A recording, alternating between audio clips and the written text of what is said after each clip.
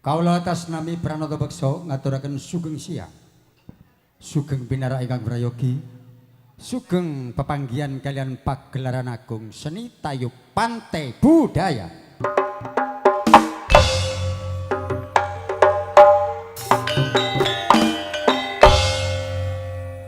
Ingkang dipun sesepuh langsung panjenenganipun Bapak Yaturi, Mijil Saing Sendang Biru, Kabupaten Malang, Jawa Timur.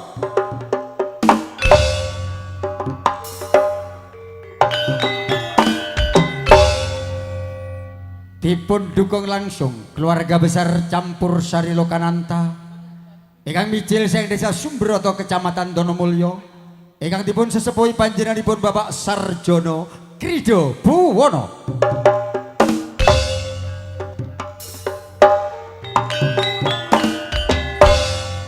Bilih siang menika makarya sami sesarengan IRG Audio Sound System ugi dipun abadiken Lokananta Entertainment Video Shooting ugi dipun iringi karawitan Lokananta ingkang karengga kalian Kiai Agung Gongso Lokananta ingkang dipun pandu kalian Cak Tarmen.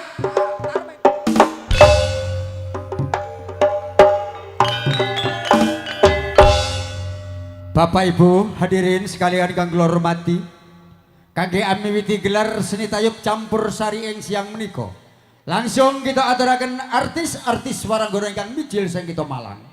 Pramila jumeneng sedaya artis wonten panggung pagelaran ingkang dipun iringi kalian gending Jula Juli Bedayan. Nuwun matur nuwun.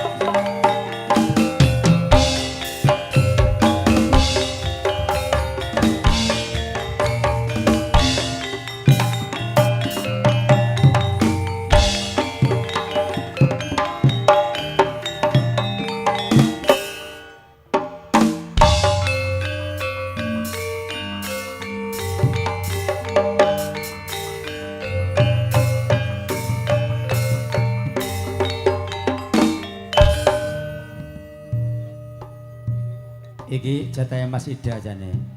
Ya.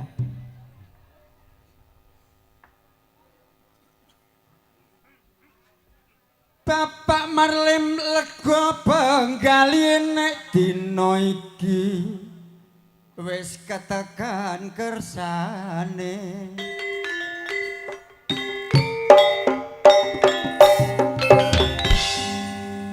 Amiwaha siwi putra putri tercintane mula tak dongakno akeh ora jagene.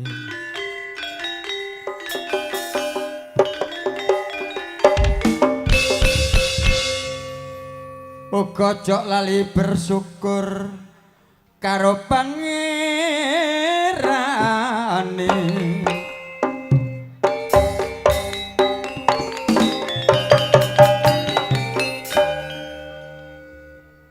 Sabar kulawan trima ing berkah ingkang kuwasa.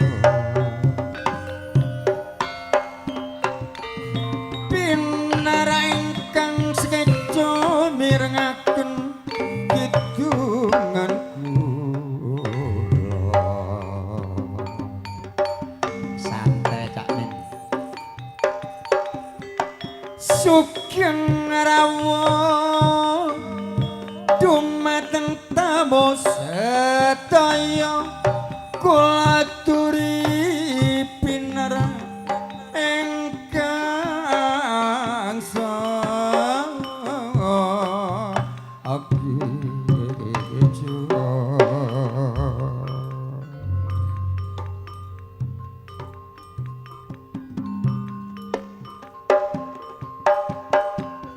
samya pinarak lenggah arah ingkang prasaja kaliyu amreksani pagelaran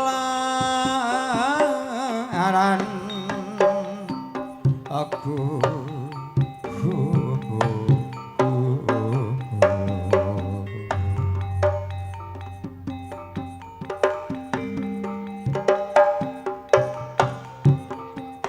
Seni tayub campur sari arak kagemaran kita kang sampun gumelar kuda lan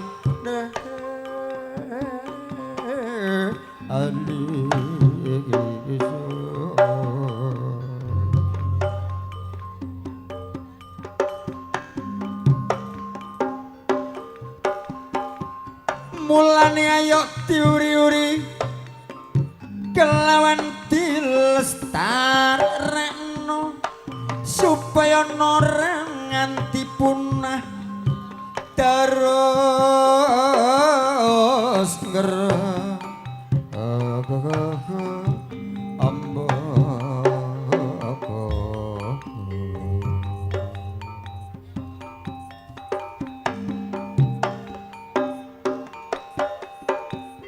pancen lek seni tayub dolor seni Jawa Timoras niki wis gambarno watak diri lan bri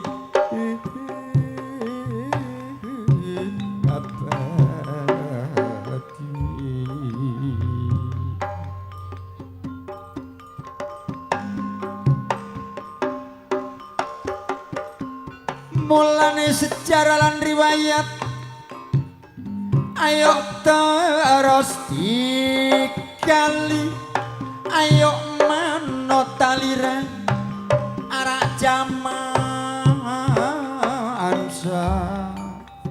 ane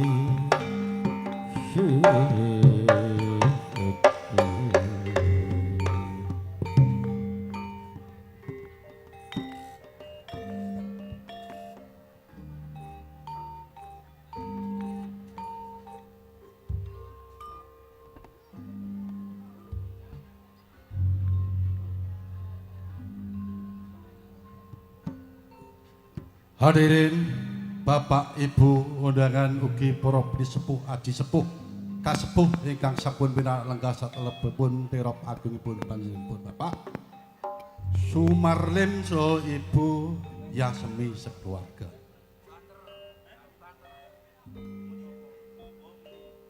Ing wedal sonten menika ingkang kajibat dados pranata beksa utawa pramugari Cak Yono ugi Mbak Ida ugi kula piyambak agembung. Sedaya pramugari kala wau ateges dados susulipun Bapak ingkang kagungan hajat panjenenganipun Bapak Sumarlim saha Ibu Yasmi.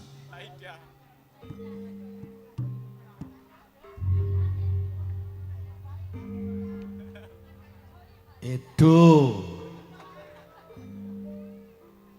Taklih Ida. Panjenenganipun Bapak Marlim sekeluarga ngaturaken matur nembah nuwun sanget. Dene napa Bapak Ibu undangan ingkang sampun rawuh pinarak lenggah saklipun terop sedaya tansah ginanjar wilujeng. Oke, Bapak Marlim sekeluarga nyuwun pangapunten dumateng panjenengan awit mbok pilih anggenipun nyiapaken tempat ugi pasugatan-pasugatan arupi dedaran unjukan mbok pilih kirang nuju prono. Bapak Marlim sekeluarga nyuwun pangapunten dumateng Bapak Ibu undangan ingkang sampun rawuh.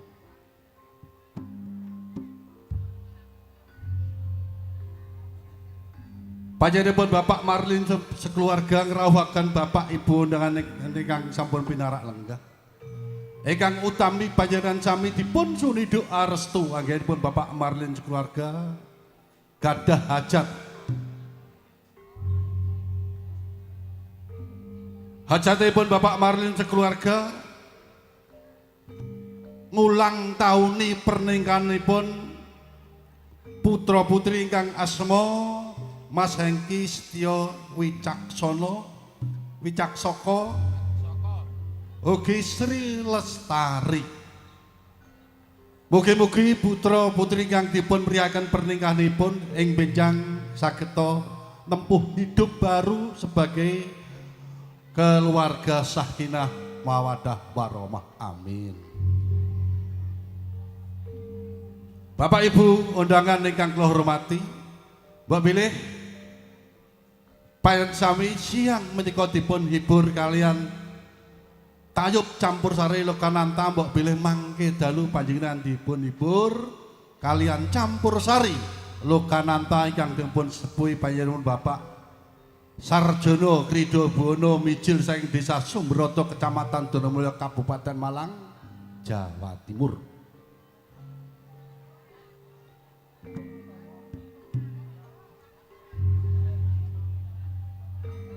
Salajengipun kula sedaya pramugari kala wau ateges dados susulipun Bapak Marlim sekeluarga. Ugi kala mangke badhe nderek-nderek meriahaken hajatipun Mbak Marlim ingkang bagi-bagi sampur dumateng Bapak Ibu undangan ingkang sampun pinarak. Mbok bilih kala mangke ngen kula bagi sampur ladi joget ladi gending kirang nuju prana kula menungso lumrah kados panjenengan ugi sami-sami tamu. Mbok bilih kala mangke wonten kekirangan kula saderengipun nyuwun pangapunten dumateng panjenengan. Ing mriki kula sedaya pramugari sampun percados dene napa ingkang rawuh sedaya penggemar seni tayub utawi penggemar campur sari. Ingkang kula suwun pagelaran siang ngantos mangke dalu sageta lumapah tertib, aman, terkendali. Boten kesupen kalau mangke wonten sampur penghormatan. Saderengipun sampur penghormatan kula aturaken dumateng panjenenganipun Bapak Ibu undangan langkung rumiyin. Ingkang tampi sampur penghormatan panjenenganipun Bapak Marlim ingkang kagungan hajat. Dipun sarengi para pendamping ugi keluarga besaripun Bapak Marlim. Samandanipun sampur ingkang tindakan Bapak Marlim kula mangke langsung kula aturaken bapak-bapak ikut mengundang ugi bapak-bapak terima tamu. Sampunipun kula aturaken dumateng para tokoh-tokoh terop se-Kabupaten Malang. Wusana madhapipun ibu-ibu waragana nuju dumateng meja penghormatan. Ingkang ngaturaken panjenenganipun Mas Edo pramugari saking Ngantang Nju. Kareng gending ala Lokananta.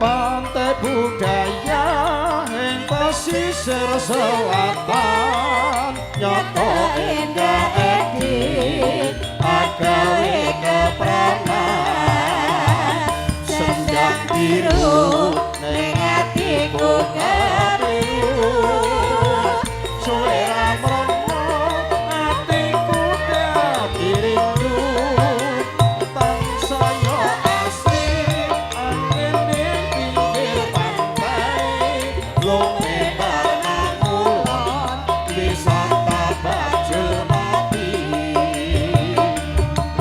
buka kenanganku ing bumi balik kandang pranata dadi saksi bos winangun mergo ingkang aku Prewarata enti anggep berguna jalan lintas bos ramas gunungku kulo cinta nyapa nempel ing setiaku ing gunung gembeng pantai liatan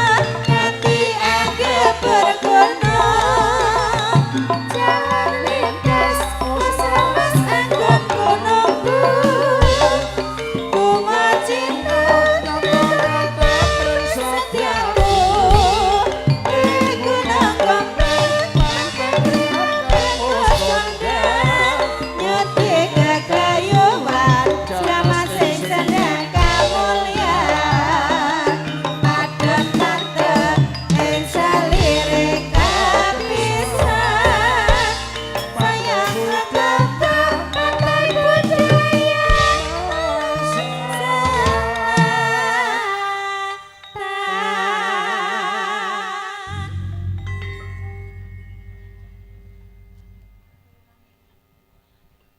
Iki salajengipun panjenenganipun Bapak Marlim ngagungan hajat so Ibu Yasmi katuran tindak adang sasana pagelaran kami sampur penghormatan wabile sesarengan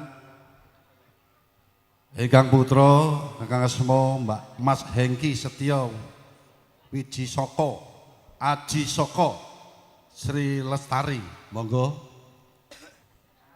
Oke, dipun dampingi para pendamping utawi keluarga besaripun Bapak Sumarlin, panjenenganipun Pak Wok Takim, Gombangan, Bapak Miono Gebutan, Mas Kamlo Gebutan, Bapak Senimin Wonogoro, dipun sarengi Bapak Miyaji Kasur.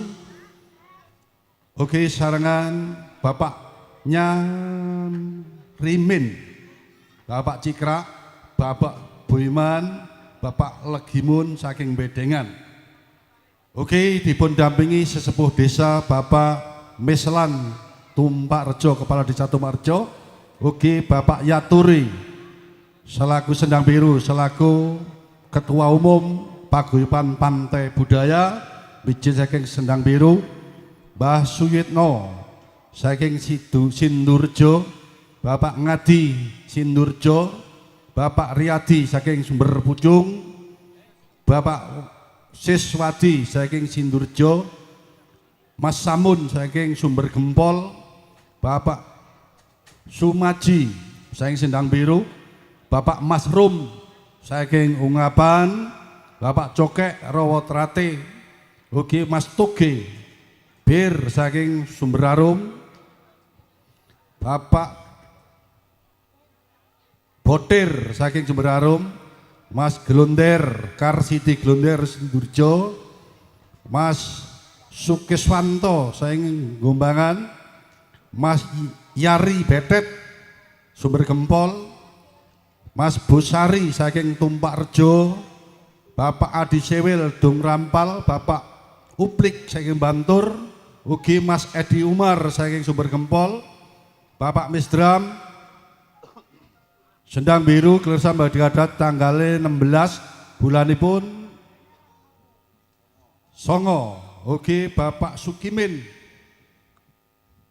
Gajah Rejo, Bapak Sariman Bajul Mati, Bapak Ponijan saking Gebutan, Bapak Samrit Mbangkong, Bapak Hari Sopir Mbangkong, ugi sarengan Bapak Yarkasi Tumpak Rejo, Bapak Dewianto saking Sumber Pelus.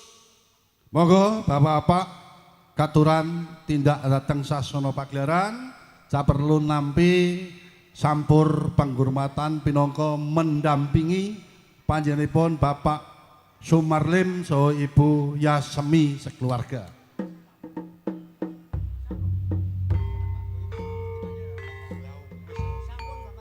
Bapak Boiman, Bapak Legimun priyantun saking Bedengan.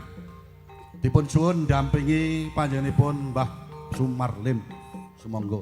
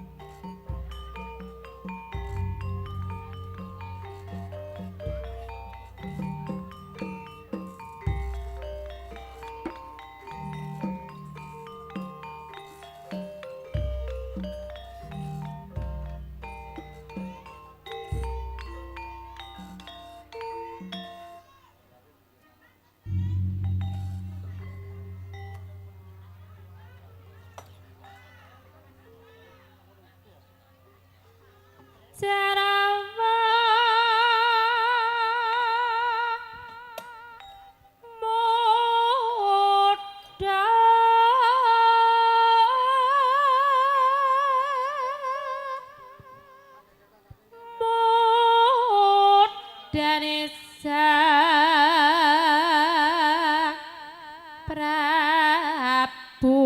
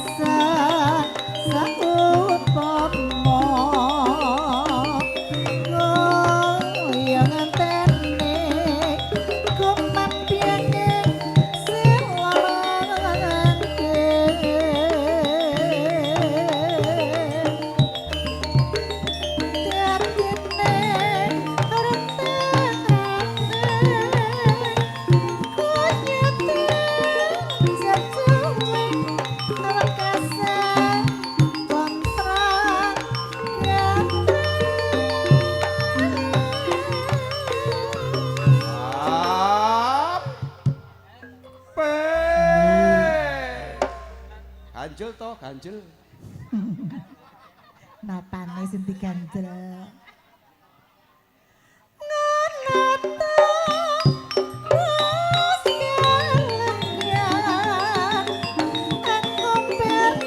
Ya.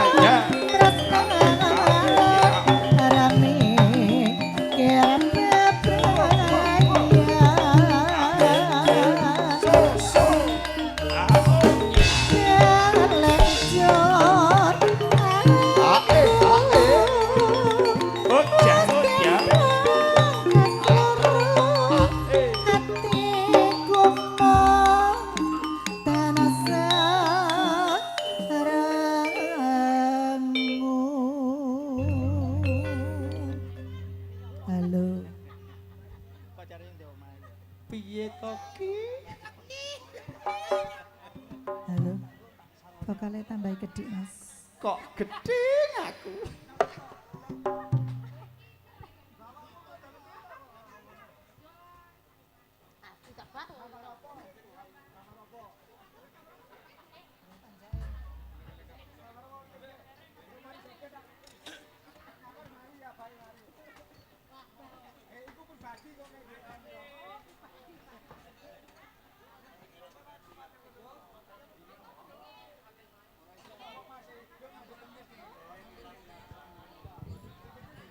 Nuwun sewu, panjenenganipun Ibu Sukar saking Sidorejo Pal.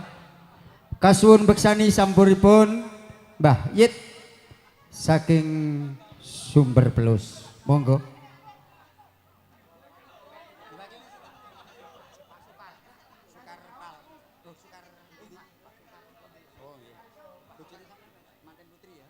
Iki nuwun sewu dumateng panjenenganipun Bapak Sukar Sidorejo Pal.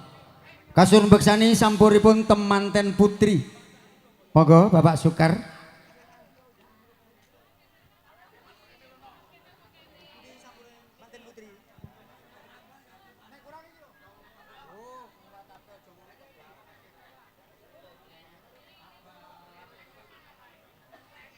Monggo niki senaosa sampur penghormatan dipun damel 3 berjajar napa sekawan amrih cekapih.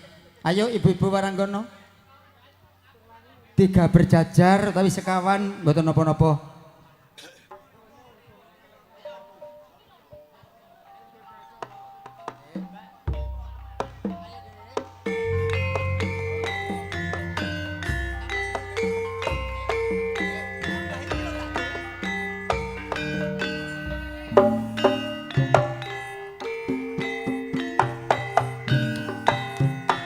Ya sabar ya Pak Min, ditoto sik.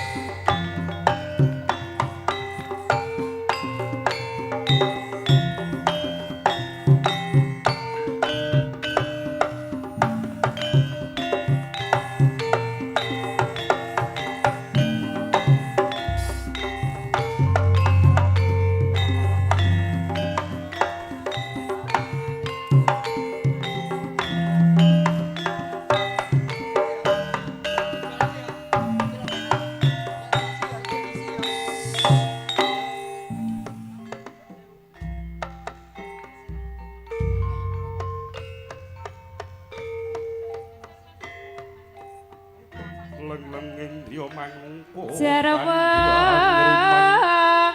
Parawa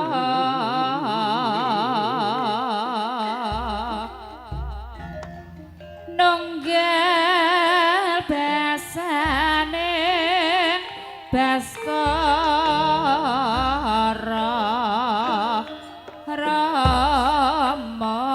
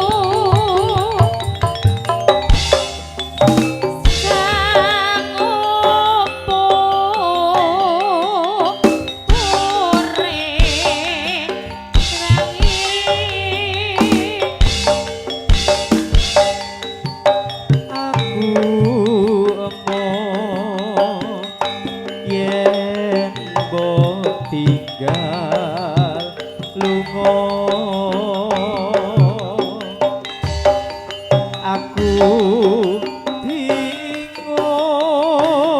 rumangsa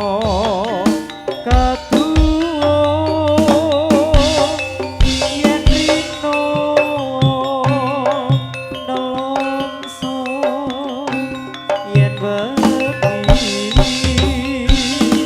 sepi